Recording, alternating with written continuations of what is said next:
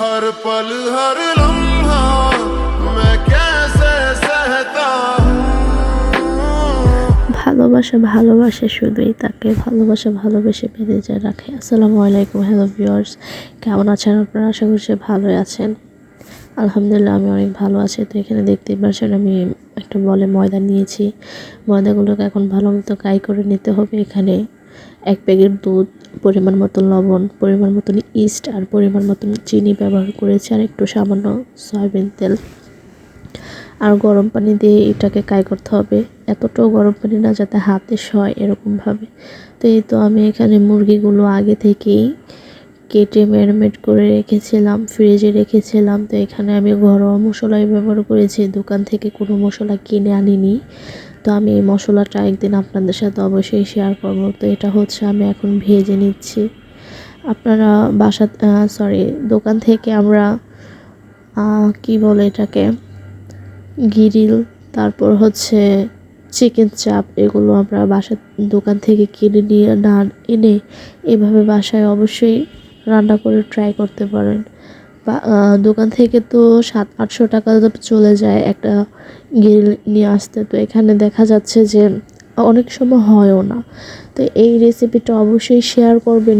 দোকানের গ্রিল আর হচ্ছে চিকেন চাপ কি ওই দুটো ফেল করবে এই রান্নাটার মধ্যে। তো যাই হোক, আমি এখন চিকেনগুলোকে ভালো মতো ভেজে নিচ্ছি।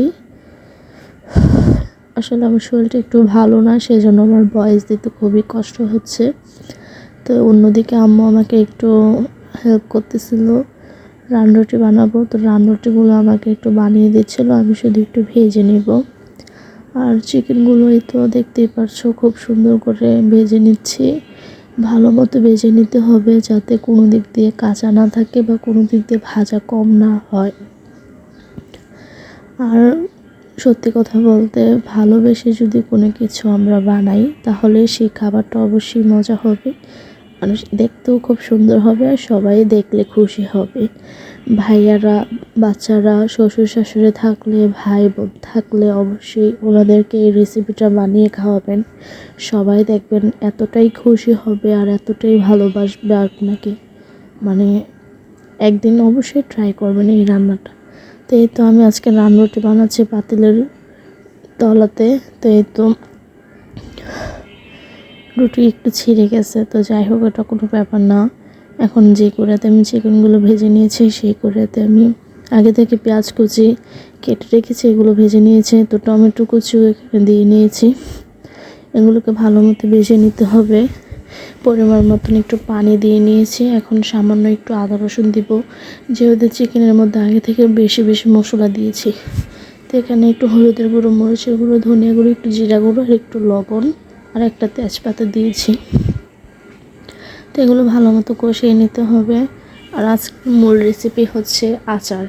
আচার দিয়ে এই রেসিপিটা করতে হবে, বিশেষ করে যে কোনো আচার দিয়ে আপনি এই রেসিপিটা করতে পারেন, তবে আচারই লাগবে। তো আচার এগুলো আমি খুরচুনের সাহায্যে একটু ভেঙে নিচ্ছি, এমনি তো এগুলো ভেঙে যাবে লাড়াচাড়ায়, তারপরে আমি একটু ভেঙে নিচ্ছি। আর এখানে প্রায় 5-6টা বোম্বাই মরিচের আচারের বোম্বাই মরিচ দিয়ে নিয়েছি, এটা অনেক ঝাল হতে হবে। তারপর আমি এখানে একটা ম্যাগি মশলা, পরিমাণ মতন একটু চিনি আর হচ্ছে 6টা সস ব্যবহার করেছি। এগুলো ভালো মতো নেড়ে চেড়ে দিয়ে এখন চিকেনগুলো দিয়ে নেড়ে দিতে হবে যাতে নিচে না লেগে যায়। তারপর চুলাটা হালকা আঁচে দিয়ে রেখেছি যাতে আস্তে আস্তে হয়ে আসে। তো এই তো আমার রানরুটি বানানো শেষ, এখন এগুলোকে কেটে নেব। আমার রানরুটিগুলো কেমন হয়েছে, বাসায় বসে বানিয়েছি, অবশ্যই কমেন্ট করে জানাবেন। আর আমরা দোকান থেকে যখন আনি রুটিগুলোর উপরে একটু বিস্কিটের গুঁড়া দেয়, সেটাও আজকে আমরা একটু দিয়ে নিয়েছি।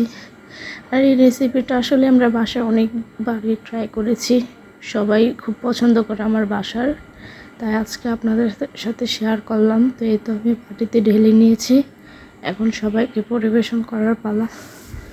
তো এই তো আমি এখন খাবো, আমাকে দিয়েছে আম্মু বেড়ে, এখন আমি খাবো, ট্রাই করে বলবো কেমন হয়েছে। সত্যি অসাধারণ হয়েছে, আপনারাও ট্রাই করবেন। আসসালামু আলাইকুম, ভালো থাকবেন সবাই।